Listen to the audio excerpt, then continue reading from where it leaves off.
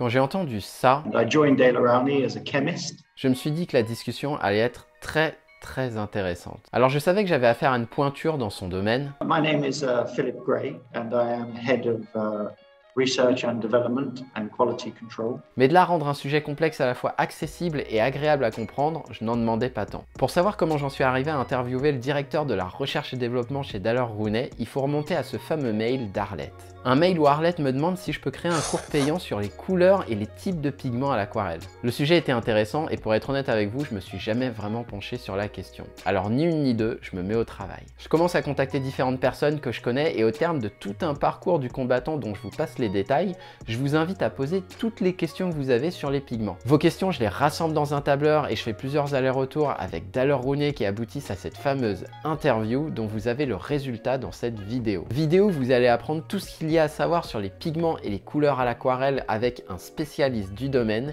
et on va voir ensemble comment toute cette connaissance vous permet de mieux peindre à l'aquarelle. Alors dans cette vidéo, on va pas aborder toutes les questions que vous avez posées, sinon elle aurait duré trop longtemps, mais par contre à la fin de la vidéo, j'ai rassemblé toutes les réponses de fil dans un document à télécharger et à imprimer. Et cerise sur le gâteau, toutes ces informations et toutes ces réponses vous sont fournies gratuitement. Entrons à présent dans le vif du sujet en commençant par la base d'une couleur. What kind of component we can find in a tube or in a pan? The vast majority of manufacturers of watercolor will use very similar ingredients.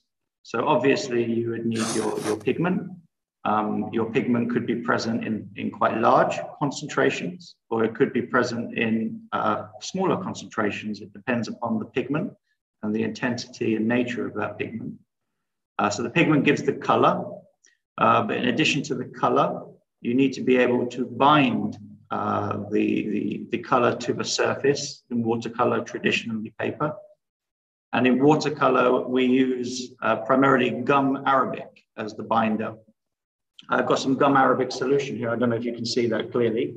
So this is what we manufacture here. We take a natural gum and we make a solution of that using water and some wetting agents to produce this gum, which is the vehicle for the paint, and also it acts as the binder. The reason gum arabic is used in watercolors is because it's reversible. So the nice thing about it is that you can lift it after by the addition of water. If it was an acrylic resin, you wouldn't be able to do that. It's permanent. So watercolor is a delicate recipe. I would say quite a natural recipe. We're talking about quite natural ingredients here. Things like gum arabic. Some producers will add honey.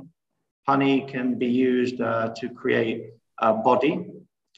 Sometimes it's a pure marketing reason to add something like honey. It tells a bit of a story, but honey does add a quality to watercolors. Other manufacturers will create body with other entities. And we would also add agents that help the pigments wet. This is very important. Pigments generally do not like water. So it's very easy to take a pigment and to blend it with water and to break it down in water. But then you have to keep it wetted in water, and pigments don't really like water. And the purpose of a wetting agent is to maintain the balance in water, to keep it from, maybe the word is flocculating, from small particles coming together and reforming larger particles. So we have to add specialty chemicals to watercolor to prevent that and to ensure that the end user has the maximum amount of color for a long duration of time. So that's the general basis of the formula of a watercolor. And there will be some differences between different suppliers, but I would suggest that the vast majority would use a very similar framework. for watercolor. Votre peinture, qu'elle soit en tube ou en godet, c'est un peu comme une mayonnaise. Les pigments peuvent s'apparenter à de l'huile à la différence près qu'ils ne sont pas liquides. Et lorsqu'on met dans un même récipient de l'huile et de l'eau, ils se séparent, ils ne se mélangent pas, ils ne s'aiment pas. Alors pour faire en sorte que ces deux composants puissent cohabiter ensemble, au même titre qu'on va utiliser de la gomme arabique avec un agent humidifiant, on va utiliser du jaune d'œuf et de la moutarde pour mélanger le tout et pour faire en sorte qu'on obtienne une pâte consistante. Et ça va permettre aux molécules de pigments de s'intégrer harmonieusement et sans floculer avec l'eau. La gomme arabique n'a pas uniquement pour rôle de faire en sorte que tout ce beau monde cohabite, elle a également un rôle qu'on appelle celui de liant. Et c'est ce fameux liant qui va permettre à vos pigments d'adhérer sur le papier. Un petit peu comme lorsqu'on installe du papier peint sur un mur, sans colle, ça va pas tenir. Donc la colle, c'est ce fameux liant. Et dans les agents humidifiants, on retrouve le miel. Mais vous allez voir qu'avec le miel, on a un petit problème qui se pose. Daler-Rowney, we do not use honey. One of the issues with honey is, of course, a lot of end users are now very conscious of the vegan movement. And of course, honey is not vegan friendly. There are alternatives to honey that can be used. You can use sugars. You can use sugars and something named glycerine and particular blends of sugar and glycerine, which do not have to come from the same source as honey comes from. Donc si vous adoptez une approche végane, il vaut mieux vous tourner vers des fabricants qui n'utilisent pas de miel dans leurs couleurs. Par contre, si vous utilisez uniquement ces trois composants, à savoir les pigments, le liant et l'agent humidifiant, il va se poser un problème qui, lui, est propre à toutes les couleurs. There is a threat there inherently, and that is from microbiological issues. So if you imagine this syrup here, this is a gum arabic solution. If I start adding sugars to this, I create what is heaven for bacteria and microbiology. And if you don't add certain preservatives to your color, you will develop some quite significant issues with respect to microbiological fouling. So a good recipe will always have a preservative, a well-selected preservative. And that preservative can change with the pigment because some pigments are much more prone to introduce this problem than others. And this is where our manufacturers will really begin their technology would be different at this point. They will have different ways of protecting. They will know their pigments, their sources, and they would have developed formulations based upon results in the lab, which gives the best protection. So although preservatives would represent 0.05% of a formulation, it's a massive 0.05% in terms of protecting the product. You can't just take that out. You have to have that, and it has to be balanced, and it has to be tested. Les agents conservateurs sont donc la dernière pièce du puzzle, mais tout ça, on le dit ni sur un tube, ni sur un godet. Parce qu'en général, ce qu'on voit sur un tube, ça se limite uniquement à ce qu'on appelle l'index des couleurs. Ici, par exemple, le PB29 pour le bleu outre-mer. Par contre, ce qu'on voit pas, c'est le type de pigment auquel on a affaire. Est-ce que c'est organique? Est-ce que c'est minéral? À moins que ce soit la même chose, non? Yeah, there's a bit of confusion with these terms. The first thing I would say is if you're ever confused about what the pigment is, always look on the tube with the CI number. And then there's brilliant websites out there where you can actually get full details on the chemical nature of that pigment. Alors voici le site dont parle Phil, qui s'appelle artistecreation.com. Et là, comme vous pouvez le voir, on a les différents pigments, les couleurs de pigments qui existent. Donc il y en a 9 et ça va du jaune pour yellow, orange, rouge, violet, bleu, vert, marron, noir et blanc. Et donc si je clique sur jaune, yellow, ici j'ai tous les pigments qui sont listés avec l'index de couleur. Donc là typiquement si je prends ici de l'ocre jaune où il y a indiqué PY42, eh bien je vais aller chercher le PY42 qui est ici, je clique. Alors c'est en anglais et ici notamment Yellow Iron Oxide, ça veut dire oxyde de fer jaune. Donc ici on est plutôt sur un pigment minéral ferreux et là en haut vous pouvez voir qu'il est indiqué synthétique. Ça veut dire que c'est un pigment qui est chimiquement fabriqué. Alors ensuite je peux remonter et là si on prend par exemple le bleu outre-mer, c'est indiqué PB29. Donc ça le PB29 on va le retenir tout au long de la vidéo. Si je clique sur bleu, PB, donc là j'ai la liste de tous les PB, de tous les pigments bleus et je peux aller cliquer sur le PB29 ici. Et donc ça, c'est le pigment qui est caractéristique du bleu outre-mer. Donc ici, on peut voir que ça peut être naturellement extrait du lapis lazuli, mais ça peut être également créé de manière synthétique. Alors après, si on va sur le site de Daler-Rowney, on peut voir la liste de leurs couleurs et là, par exemple, le rouge primaire, c'est le PV19. Et c'est le rose permanent que j'ai l'habitude d'utiliser. Eh bien, on peut aller voir dans le site qu'est-ce que le PV19, donc violet, pigment violet 19. Et ici, on peut voir que c'est un pigment organique synthétique. Là, je reviens sur le site de Daler-Rowney. Le bleu que j'ai l'habitude d'utiliser, c'est le bleu phthalo. Et donc ici, c'est marqué PB15. Donc si je retourne sur le site internet, que je remonte et que je clique sur bleu, là où il y a PB15, je cherche PB15, il est ici. Et bien là, c'est le bleu de phthalo et c'est un organique, c'est un pigment organique synthétique. C'est-à-dire qu'il est créé chimiquement. Et après, on peut voir, alors ici, j'ai le vert de Hooker. Donc on peut aller voir où est-ce qu'il est. Il est ici, le vert de Hooker foncé. Eh bien, on a un pigment yellow 3, c'est-à-dire que c'est la couleur d'index PY3, PG7, donc pigment green, pigment vert 7 et pigment violet 19. C'est-à-dire que le vert de Hooker est un mélange de 3 types de pigments. Et notamment, on a vu le PV19, c'est le rouge magenta. Ensuite, on a le pigment vert 7 et puis on a le pigment jaune 3. Après, ce qui est un peu dommage, c'est qu'on n'a pas les proportions de pigments. Par exemple, ici, on ne sait pas quelle est la part du pigment jaune par rapport à la part du pigment vert, par rapport à la part du pigment violet. Mais bon, on a au moins le nombre de pigments qu'il y a dans une couleur. In terms of whether things are organic or inorganic, first thing I would like to say is the word organic. Okay, be very careful with the word organic. Some people think that an organic pigment means it's a natural pigment. It's not true. So organic is based upon the structure, the chemical nature, which is lots of carbons within the structure, carbons and hydrogens in addition to other things. But organic pigments can also be synthetic. So you can have natural organic compounds, for example, but you can also have synthetic organic compounds. So you can have synthetic, and these are manufactured. You can also have inorganic pigments.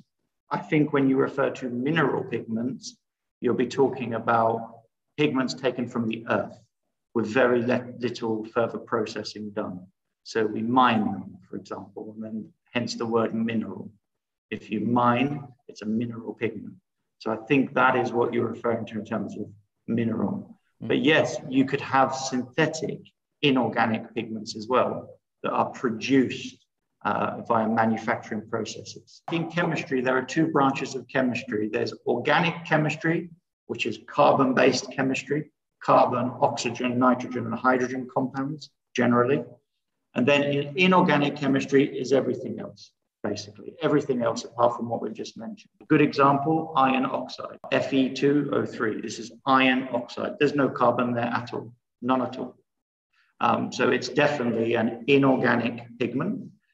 And that could be mined, it could be mineral, or it could be synthetic. Is there any difference in the behavior of the pigment between organic and inorganic on the paper? In terms of the paper, it really does depend on the formulation. You know, the formulation itself can control the behavior of these pigments. Your question, would we see differences? Absolutely you would if we ignored those differences at manufacturing. So if we didn't develop our formulations accordingly, you would see the differences, and I think you would see them quite dramatically. Yeah, okay. So what I understand from what you say is that maybe we should forget about the source of the pigments because everything comes down to the formulation, and each manufacturer has its own unique recipe. So the best way is to test the pigment on the paper and see if it fits to our needs, and that's it, right? Absolutely. Donc finalement, le type de pigment n'est pas un sujet aussi critique qu'on pourrait le croire et c'est plutôt la formulation, à savoir la quantité de liants et d'agents humidifiants qui va permettre d'homogénéiser la texture qu'on peut obtenir selon que c'est tel ou tel pigment. Par contre, Phil met en garde contre un point important. The only thing I would say is when you're buying a color, and on the tube, if it does not tell you what the pigment is, and if it does not give you any sort of rating in terms of light fastness, this is where I would personally be dubious, because in our industry, we are quite transparent. So if we make a color, we say, these are the pigments that are in that color. For me, that's very, very important. You want to be using high quality pigments, pigments that you can go and check a database for. You can look at the history of these pigments. You can see how many years they've been in use. And that information is all on the tube. If that information is not on the tube, then personally at that stage, I would be more dubious. Okay. And you also talked about the difference between the tube and the pan. So from what I understood it's that in the pan, you remove all the water, and in the tube, is it exactly the same recipe with water compared to the pan? No, it's not. It's not exactly the same. We have to change it slightly. And you may have noticed in your use of pans that sometimes when you try and pick the color up with your brush, sometimes it can be quite difficult to activate the color of a pan. And this would be the case if all of your colors in your tube recipe were exactly the same as your pan recipe, because there are changes that happen as you cook, as you remove water, concentrations of things change. So we have to tailor our recipes, not massively, but by some percentages in terms of some of the ingredients that we add, and with particular focus on making sure that when the artist has the pan and they take it out, they can wet it without too much struggle. This is the key. You don't want to be just desperately trying to get some paint off a pan. And if we didn't tailor our colors for the pan accordingly, you would have more cases of that, many more cases of that. Okay. And again, going back to your original question on would we see differences between inorganic and organic pigments? I think that's possibly where you would see one of the differences if we didn't manipulate the recipes accordingly. Ok. C'est assez dingue de se dire que de légères modifications peuvent radicalement changer le comportement entre un godet et un tube. Mais bon, même si on voit qu'il y a un réajustement au niveau des godets qui leur permettent de se réhumidifier beaucoup plus facilement que sur les tubes, moi je reste un fervent utilisateur des tubes parce que pour pouvoir récupérer beaucoup de pigments facilement, je trouve que c'est ce qu'il y a de mieux. Because I experienced that kind of thing when, for example, coming out from the tube, sometimes the consistency is not that right, and it's very hard, and it's even when it just came out from the tube, it can be difficult to take the paint because it seems to be quite rigid, quite hard, and sometimes it comes out from the tube like liquid. So yeah. How do you, what is the main component that makes the difference between those two consistencies? When we manufacture a color and we apply a specification to that color, with respect to viscosity, your specification will be between a minimum and a maximum. And this can differ for different colors based upon what we call stability studies. So some colors, because of issues possibly with separation of the binder and the pigment, your viscosity specification will be higher. So you'll have a more bodied paint that comes out when you use that color. Whereas with other colors that don't show that issue, your viscosity specification would be adjusted accordingly. So it may be what you're seeing is differences in the manufacturer's specification in terms of viscosity. It also could be the nature of the pigments. Some pigments tend to be more absorbent of water than others.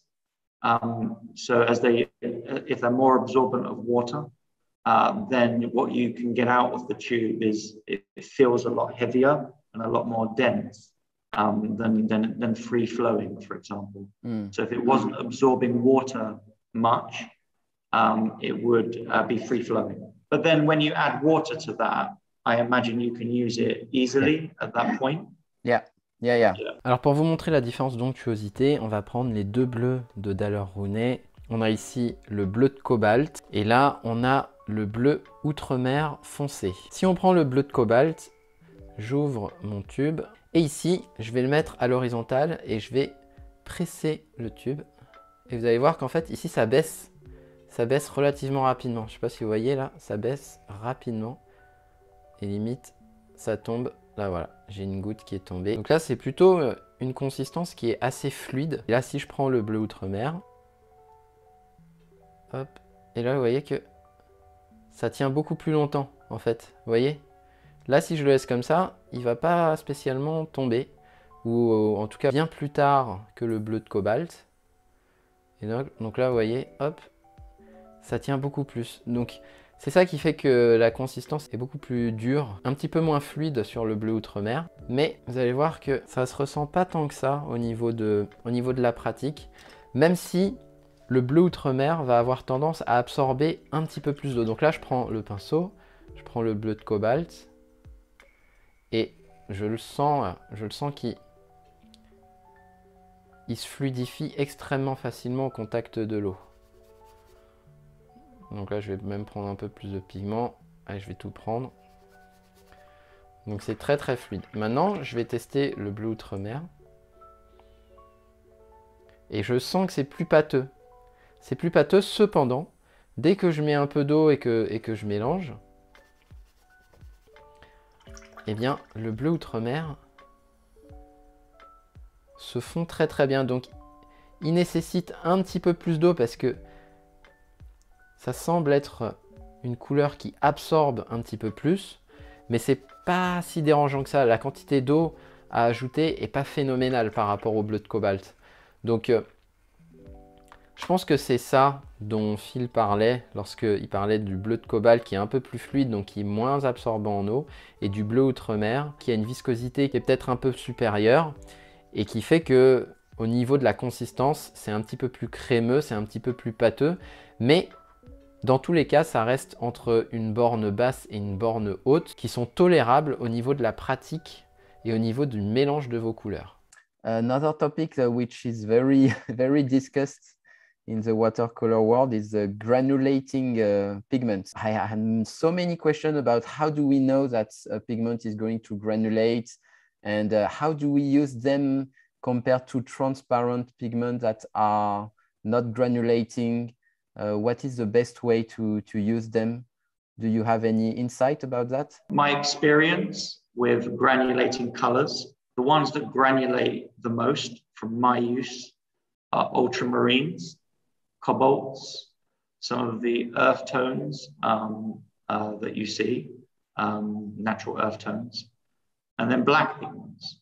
Theory, it would be the chemical nature of the pigments, their density, and the way they interact with the paper. And then you have to experiment with other colors and you build up your own knowledge of which ones from which suppliers granulate. Because I guarantee you could buy an ultramarine from Daler-Rowney that doesn't granulate. And you could buy an ultramarine from another manufacturer that does. And you would see that. So it isn't as crystal clear as if you buy ultramarine, it's definitely granulating. If you buy cobalt, it's definitely granulating. It's not as clear cut as that. But from my experience, from what I've seen in quality testing, mainly, those are the ones that you tend to get more granulating effects with. And then, of course, some people like this effect and some people don't like this effect. I personally love the effect. Other people view it as a quality problem. It's never really a key decision-making process in that you have to have X percentage of granulating colors at all. What's far more important is you want a large number of colors that are single pigments. I think that's very important for art, to have a good percentage of single pigment offerings. And then the history as well, of course, ranges, there's very historic colors that, it would be strange to have a range, for example, without ultramarine blue. Whether or not it granulates, yes or no, that is secondary to the fact that the color is ultramarine blue. Alors au niveau de la granulation, je peux vous montrer un exemple. Ici, au niveau du lac givré, en fait, le bleu se répand très très bien et il y a peu de granulation ici. Et ça, c'est permis parce qu'on a utilisé du bleu cyan, du bleu primaire. Ici, c'est du PB15 qui ne granule pas et qui permet donc d'avoir ces transitions extrêmement douces entre le blanc du papier et le bleu primaire ici. A contrario, vous avez ici un paysage où dans le ciel, j'ai utilisé du bleu de céruléum. Et vous voyez ici, si je rapproche un petit peu, que le bleu a granulé. Parce que à l'époque où j'utilisais ce bleu de céruléum, c'était un pigment qui granulait. Et ça, je viens de le comprendre. Et ça permet de créer ici un effet de texture qui peut donner l'impression d'avoir une atmosphère assez froide, un peu pluvieuse. Ça pourrait presque s'apparenter à un peu de pluie. Et donc, c'est vraiment au niveau des effets que vous souhaitez donner que vous allez utiliser tel ou tel type de pigment. I have heard a lot on the cadmium topic when I could read and see that cadmium-based pigments are dangerous. What is your thought about it? The issue we have with cadmium is the word. Cadmium. Metallic cadmium is dangerous for sure, and what we call soluble cadmium is dangerous. It's environmentally dangerous, and it's dangerous for human beings. It can cause cancer. But the reality is that artist color manufacturers do not use soluble cadmium. We use compounds of cadmium. These compounds, the cadmium is very, very tightly bound in a chemical structure, and it's not soluble. It's not soluble in water. And if you look at the safety data sheet under EU law for the cadmium pigments that we use, these are not classified as dangerous. They're not classified as harmful. These are non-hazardous by classification. Exactly the same as any other pigment, ultramarine. It has the same classification as yellow ochre. The main problem is there's different jurisdictions and different laws that come into play. And one particular place is California. So in California, there is a piece of legislation that is called Proposition 65. And if one of your colors has any cadmium in it, regardless of the form of cadmium, like I've just explained, you must put a warning on the tube. Warning, in the state of California, this is known to cause cancer. So what that means is because we have global labels, we have paint that I know for sure under European law is non-hazardous, but it may appear with a warning because of the Californian law. But if you apply we live in the European Union. This is the classification the European Union has given it. And the European Union is not soft when it comes to chemicals. In fact, I would say they are the harshest when it comes to chemicals. And if you look at the classification under EU law, it's non-hazardous. And exactly the same applies to cobalt colors. So we use 2 or 3 genuine cobalt pigments, and all 3 are non-hazardous by classification. However, if we sell them in California, which we do, we have to apply the Proposition 65 label, which then, of course, in France, if it's seen on the shelf, the consumer gets confused. And this is where the confusion is. But for sure, from a chemical basis, the cadmium pigments that we use, the cobalt pigments that we use, are just like the other pigments that we use, and we don't have this debate about.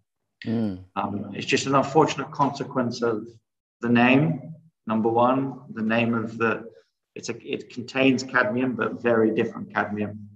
And it contains cobalt, but very different cobalt that is dangerous for the end user. Mm. So it's been going on for years, this issue. There was an attempt to ban the use of cadmium in artist colors, and that was beaten. The ban was beaten. It was the arguments that I'm discussing now, are exactly the same that we used then. And we still continue to use these pigments. And for sure, and I think I can guarantee you, within the EU, if they were dangerous, they would not be sold in the EU without horrific labeling, and labeling that would warn the consumer off completely. And the fact that they don't have that, I think, tells you a lot. In this market, in the European market, we would not be selling those if they were as dangerous as the stories that you hear and read. Mm. But I totally understand how complicated and confusing it is. Yeah, I do understand.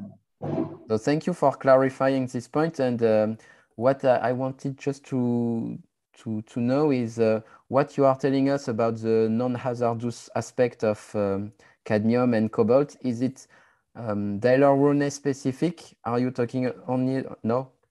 No, it's all of them. We all use the same cadmium pigments. In fact, we probably all use the same supplier. There are not many suppliers of these cadmium pigments globally.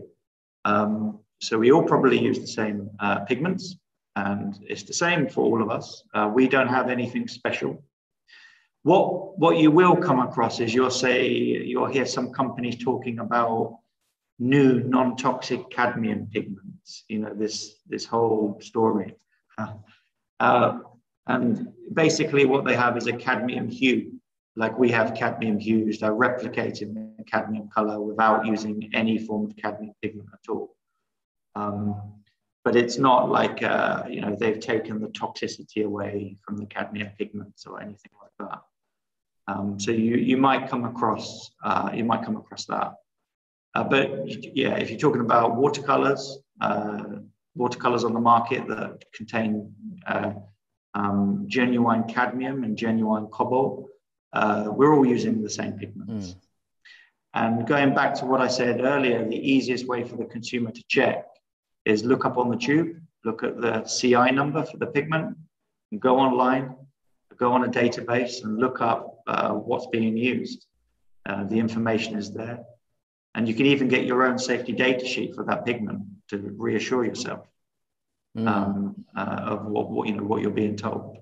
Alors concernant le cadmium, on peut aller voir sur le site le cadmium jaune, le jaune de cadmium, qui est le PY35. Donc si je clique dessus, j'arrive effectivement sur le jaune de cadmium ici. Et là, si je descends sur la colonne de droite, on peut lire que le cadmium soluble peut être toxique. Donc ça rejoint les propos de Phil qui disait que le cadmium qui se dissout dans l'eau, lui, peut être cancérigène. Par contre, ce qui a marqué juste au-dessus, c'est que les pigments de cadmium ne sont quasiment pas solubles dans l'eau, ce qui limite leur toxicité. Et lorsqu'on regarde un peu au-dessus, il n'y a pas de risque qui a été identifié sur ce jaune de cadmium. Ce qui est plutôt rassurant puisque ce qui est écrit ici rejoint ce que disait Phil. Talking about the color index, for you, it's the main reference regardless of the name of the color. Sometimes it's a very long and complicated name. So we should look at the color index. But for the same color index between two colors, sometimes it's different. So for you, does it come from the formulation essentially? This nicely ties in with our earlier discussion about synthetic pigments. So if you have a different manufacturing process, you can achieve a slightly different result. So for example, you could have a pigment that's slightly more red shade or slightly less red shade. And this is I don't view this as a problem. This allows creativity. This allows us to we can at Daler-Rowney, for example, decide, I wish this color was slightly more red shade, and then we go and find a different version of the same pigment that delivers that for us. The actual CI number refers to the chemical identity. So the chemical identity is the same, the molecular structure is the same, but the way it's being produced is different. You have different maybe levels of impurities in that, and that can lead to variations in color. Because nothing is 100% pure. You've always got 99.5, and then that 0.5% delivers something slightly different. So these things become important. And if it's a mined pigment, it can vary where you mine it. Which continent is it being mined in?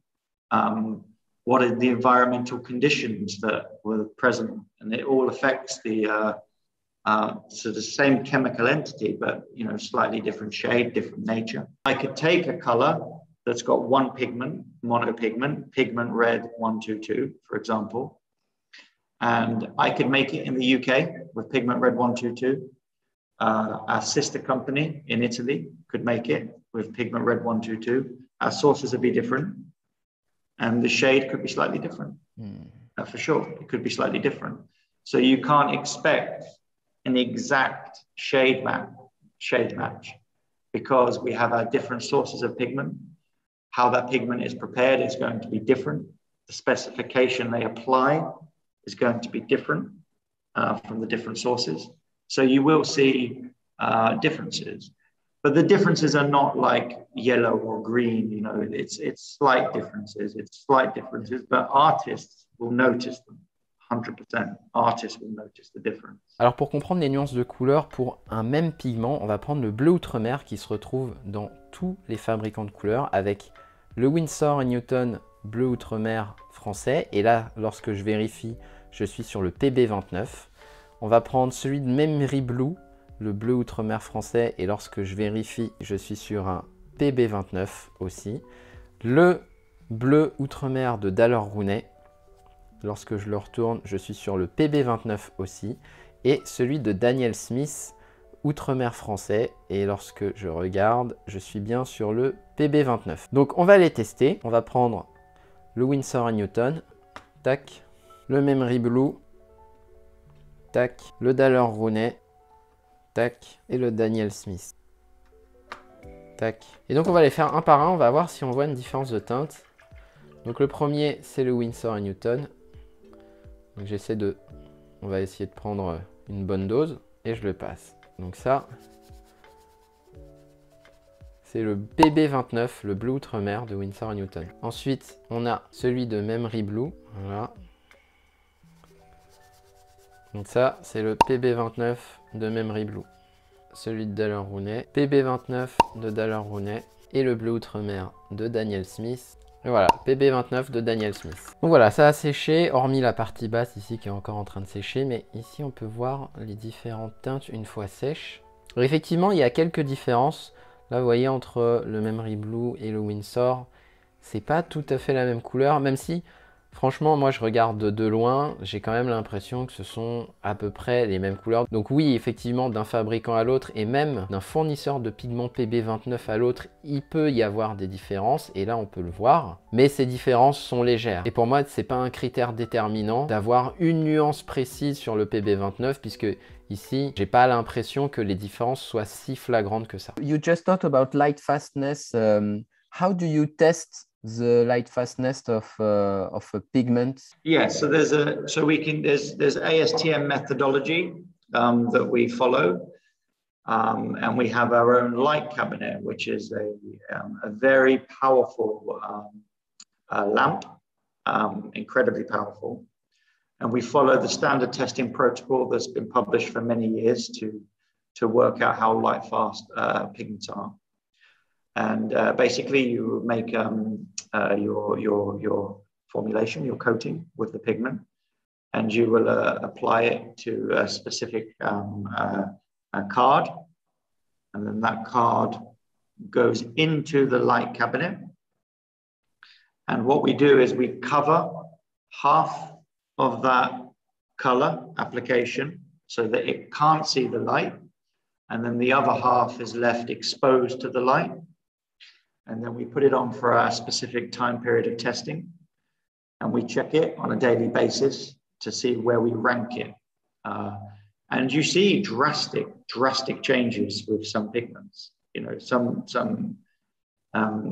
pigments, you know, it's gone very quickly in the matter of an hour.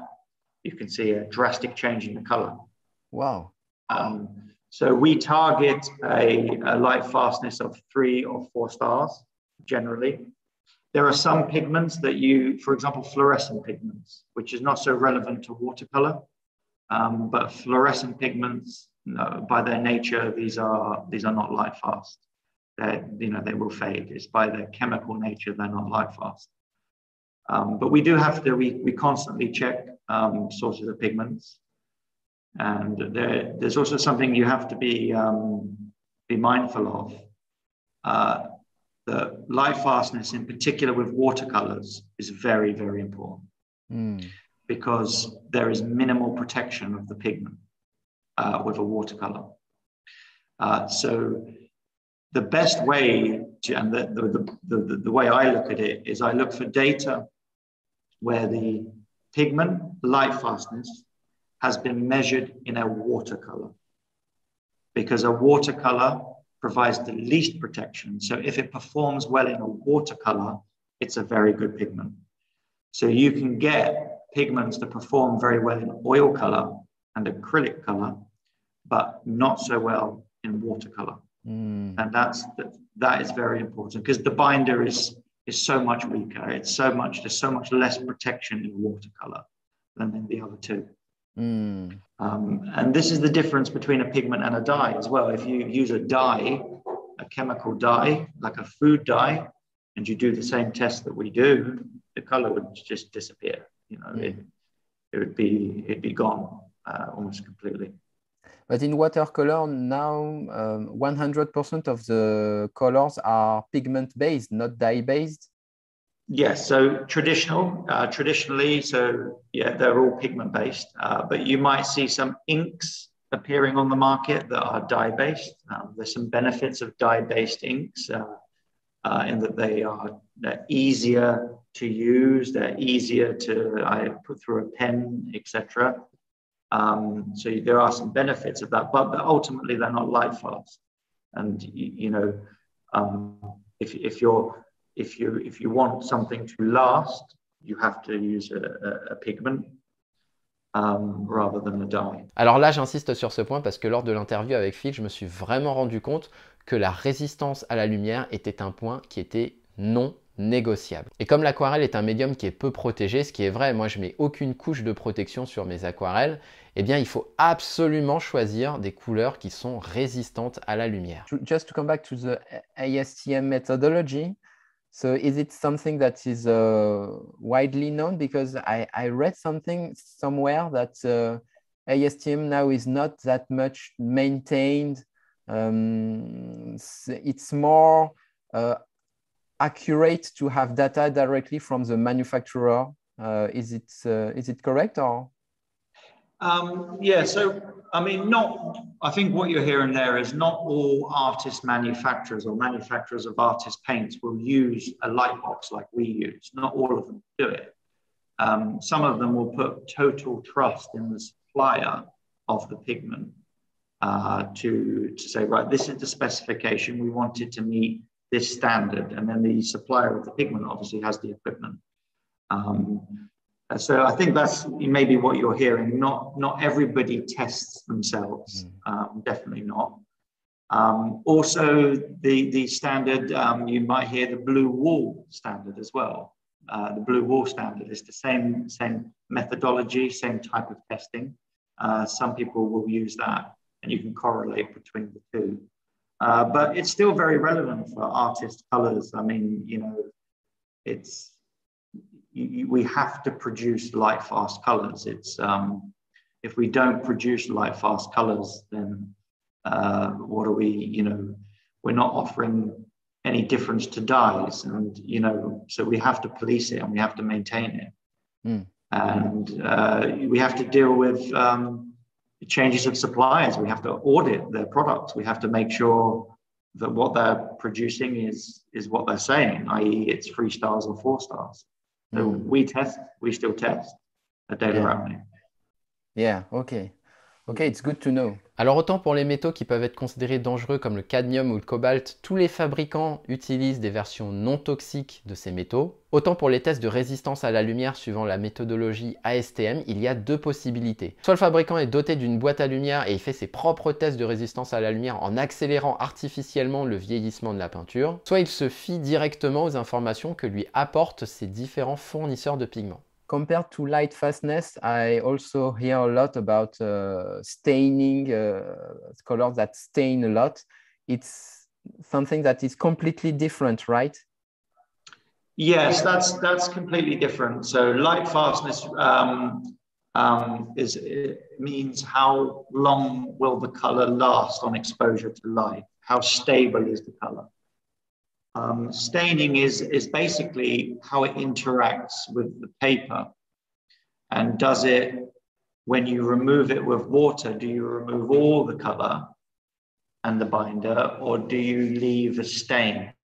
And different pigments stain to different extents to others. And it's to do with how closely absorbed they get with the paper fabric, the fibers of the paper, how they sit with the paper. And yeah, there are some colors, you know, you can't remove all of the color after. It stains the paper to some extent. So when you recommend to use as much as possible 3 or 4 star on light fastness, you don't have any recommendation about the stain? Staining, so different manufacturers will sometimes give you data on which colors stain and which colors don't. The only issue is it can also be dependent on the paper. So it gets quite complicated. So you would have to, on some papers, you would see more staining than on others. I'm not in massive favor of saying, like, this is a list of colors and these will stain and these will not stain. Because I know people will come back to me and say, well, you said that will not stain. And I say, yeah, but I tested it on Langton and what have you used them? And then we go back and forth, you know, constantly. So it's not so clear. There are some general rules of thumb. Like personally, I know ultramarine is a staining color. It tends to stain. I've seen it sometimes when I use it. But then, you know, I wouldn't be able to give you a list of Daler-Rowney colors and say 100% these are non-staining. You know, I couldn't do it. C'est vrai que le pouvoir teintant dépend aussi du support papier et je vous renvoie notamment à la vidéo où je comparais le cellulose et le coton et on voyait que sur le coton, c'était plus difficile de retirer le pigment que sur le cellulose. Un autre point qui illustre les pouvoirs teintants encore mieux que les couleurs à l'aquarelle, ce sont les différents feutres ici. Un feutre indélébile, un stylo encre, ça c'est plutôt pour faire des croquis ancrés à l'aquarelle. Et ici j'ai un feutre classique noir. Donc je vais commencer par le feutre. Hop, je vais faire un trait comme ceci. Je vais prendre le stylo encre, je vais faire un trait comme ceci. Et je vais prendre le feutre indélébile et je vais faire un trait comme ceci. Et ensuite, je prends mon pinceau, je le trempe et je vois si je peux retirer. Hop, et là, vous voyez, je peux très facilement retirer le feutre noir. Donc ça signifie que le feutre noir a un pouvoir teintant qui est assez modeste, qui est assez léger, on va dire. Ensuite, on a le stylo à encre et là, je vais passer. Et là, vous voyez, je frotte pas plus, je frotte pas moins. Et vous voyez que... Alors, il y a... Je sais pas si vous voyez sur la vidéo, mais ça se grise très légèrement. Là, je frotte un petit peu plus, même beaucoup plus. Ça se grise quand même un petit peu. Donc, on arrive à... Là, si je frotte vraiment fort, on arrive quand même à retirer un tout petit peu de pigment, mais ça n'a rien à voir avec celui du dessus. Donc là, cette encre-là, elle a un pouvoir teintant qui est beaucoup plus important que celui du feutre. Et ensuite, je vais tester avec le feutre indélébile. Et là, c'est comme au début. Hein. Là, j'appuie pas spécialement fort, je frotte pas énormément. Et j'ai l'impression qu'il n'y a pas grand-chose qui part. Même, ça part beaucoup moins qu'avec l'encre. Et là, je vais commencer à frotter fort, fort, fort, fort, fort, fort, fort, fort, fort. Là, je frotte très, très fort. Et là, vous voyez, là, limite, je suis en train d'abîmer le papier, là. Donc, c'est très, très léger, mais c'est quand même beaucoup moins léger que le feutre avec l'encre. Les feutres, ça illustre bien le pouvoir teintant. C'est la capacité à la couleur à s'incruster dans le papier de telle manière à ce qu'il est difficile de la déloger. Un petit peu comme pour les habits en coton où on a parfois des taches qui sont extrêmement tenaces. I have another question about what we call permanent color. Is it related to the staining of a color? Again, this is one of the phrases that gets mixed around a little bit. So permanent can mean that it's permanent once applied, so it can't be removed. So for example, acrylic is permanent. It's a permanent color. Whereas a watercolor would be non-permanent. Afterwards, you can remove it. So that's one way they look at it in terms of permanence. But then also permanent is also used with respect to light fastness as well.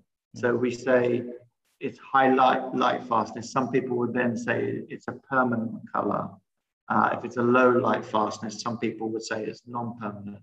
So I think, in fact, it happens a lot in our industry is that terms get muddled up a little bit and used in different ways by different providers.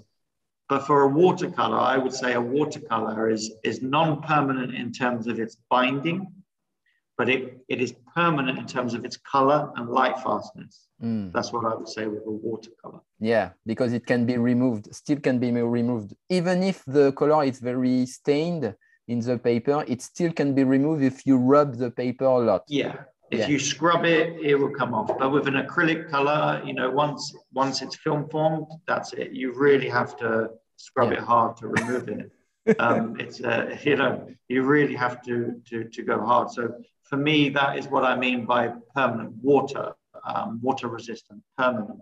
It leaves a permanent mark on that surface. Donc finalement, ce terme permanent est assez ambigu et vaut mieux éviter de l'utiliser au risque d'avoir un quiproquo avec quelqu'un qui pourrait comprendre qu'on parle de résistance à la lumière, alors que vous parlez plutôt du pouvoir teintant. Between transparent and opaque color, is it really something different or is it somehow linked to staining or light fastness? Transparent colors and opaque colors are very, very different. And the way we verify if something is opaque or transparent, you might see on my screen here. So what we use is these, this is called a hiding paper. So it's an opacity chart. And here you can see black and white squares. Now, if a color is opaque, you will see no black and no white coming through the color. You will see just the color on the surface. And that's what we call an opaque color. It's very covering and very little light comes through that color, so you don't see what's underneath. So when you think about gouache is very opaque as a range. It's used in conjunction with watercolor for highlights, for example, you know, to go on top of a watercolor and where you want to distinguish features. So that would be an opaque color range. This is actually an example of what I would say is semi-opaque. So it's covering a little bit, but not completely. You could also say, depends on how you market it, semi-transparent. Semi-opaque is the same as semi-transparent. But a transparent color is completely different from an opaque color. So that the color, you put it over another color, you see the other color coming through. It doesn't cover it. It blends with it, but not in a muddy way. You can form lovely layers of color where the colors are coming through each other, but not blended together too much. And that's a transparent color. And it depends upon the pigment. So some pigments are transparent pigments. Some pigments are opaque pigments. You can adjust it with your formulation a little bit. For example, with gouache, you can add other things to make it a more opaque covering. But generally, it's pigment dependent. We talked about cadmium pigments earlier. Genuine cadmium pigments are beautifully opaque. And when we talk about cadmium hues, the replication or the pretend cadmium colors, these are at best semi-opaque. I've never seen a cadmium hue that I would agree is as opaque as a genuine cadmium color. Never seen it. So it's one reason why cadmium is, a genuine cadmium colors are still important for many artists, and that they haven't been completely replicated at all. They haven't. And one of the reasons is opacity. Opaque versus semi-opaque versus transparent. Yeah, and so is it really opaque? Because when you take little pigment, little painting, and then you add a lot of water, it doesn't cover really the layer underneath. Yes, yeah. So if you're glazing, you can control it to some extent. Of course, if you put very little in, you can make it less covering. But the pigment itself is still what we'd call an opaque pigment. It's still opaque because there's a limit to how far you can dilute. You can dilute so much and you won't really see a vibrant color.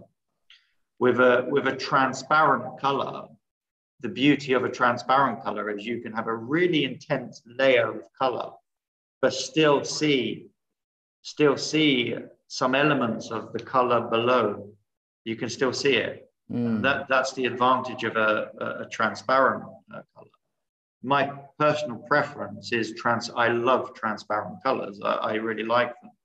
Yeah. And it might be because my preference for art is quite abstract. I like to build layers of colors that maybe don't mean it's a tree or a house or whatever, but just, layers of color. And I find it quite interesting. Then for details, to put details maybe at the forefront of your painting, they would get lost with a transparent color. You'd need something more opaque to draw maybe the viewer's attention into that area of the painting. So yeah, I think again, it's the mixture of these properties is very important for artists. Yeah.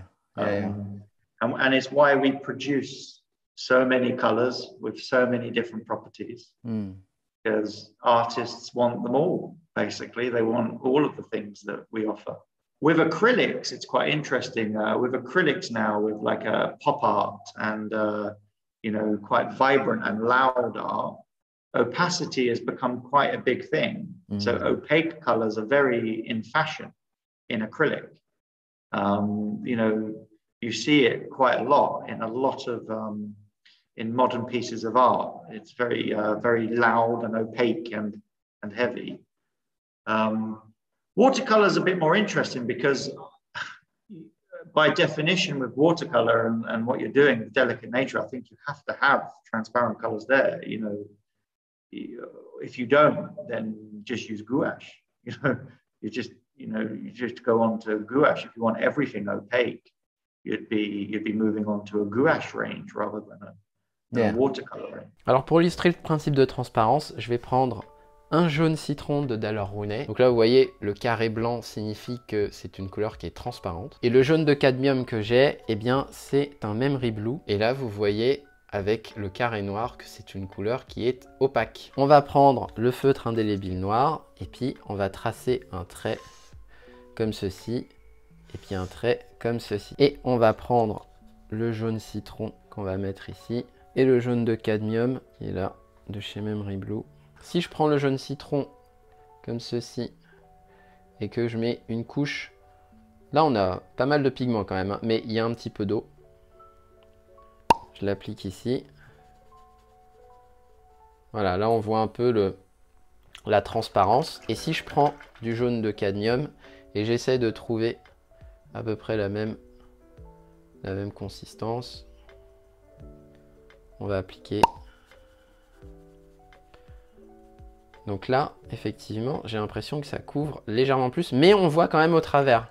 Donc c'est pour ça que le fait que ce soit une couleur opaque, ça ne veut pas forcément dire que on ne voit rien passer au travers. Donc là, si je prends le jaune citron quasi pur, pur comme ceci, et je le mets là, vous voyez que ça couvre quand même un petit peu plus, même si on arrive quand même à voir au travers. Et là ensuite, je vais prendre du jaune de cadmium quasi pur, et je vais le mettre comme ceci. Et là, effectivement, ça couvre quand même beaucoup plus. Donc la différence entre un pigment qui est transparent et un pigment qui est opaque, elle se voit quand même. Même si ici, on arrive quand même à distinguer le trait noir en dessous. Donc pour moi, c'est un peu le même principe que lorsqu'on prend par exemple du sable, des grains de sable, et qu'on les met sur un motif. Si les grains de sable sont extrêmement rapprochés, très denses, ça va couvrir parce que les grains de sable sont opaques, donc on ne va pas voir au travers. Mais s'ils sont relativement écartés, séparés les uns des autres, distants des uns des autres, eh bien, il va y avoir des espaces entre les grains de sable. Donc là, notamment ici, ce sont les pigments jaunes, mais il va y avoir des espaces qui vont permettre de voir le motif en dessous. Alors que sur des pigments qui sont transparents, on est plus sur des bouts de verre qu'on va étaler ici, qui sont colorés, mais qui vont laisser passer la lumière au travers. Et donc, on va bien voir le motif à travers eux. Donc, le fait qu'on arrive à voir le trait noir ici, ça ne veut pas forcément dire que le pigment lui-même, il reste transparent. En fait, ça veut dire que le pigment, il est opaque, mais par contre, il n'y a pas assez de pigment, il n'y a pas assez de sable pour recouvrir l'intégralité du motif. Alors qu'ici, même si on regroupe tous les bouts de verre ensemble, les micro-bouts de verre, eh bien, comme la matière est par nature transparente, on va quand même voir au travers le motif en dessous et notamment ici le trait noir. Cette interview était riche en informations, j'ai appris énormément de choses, j'espère que vous aussi. Si ça vous a plu, n'hésitez pas à mettre un pouce bleu. Et si vous voulez avoir un endroit qui rassemble toutes ces informations, j'ai créé un document qui liste tous les éléments qui ont été évoqués pendant cette interview, ainsi que les réponses à toutes les questions que vous avez pu poser sur les pigments et les couleurs. Pour le télécharger, il vous suffit de cliquer sur l'icône qui s'affiche en bas à gauche de cet écran ou en description de cette vidéo. Thank you very much. I really enjoyed that. It was nice talking to you. Yeah, it was it's very to talk nice. about colours. Yeah. As an artist, I also have another approach regarding the pigments now, thanks to you. So thank you very much, Phil. Yeah. Okay, that's great. I appreciate that. It was brilliant. Thank you very much. Thank you very much, Phil. See ya.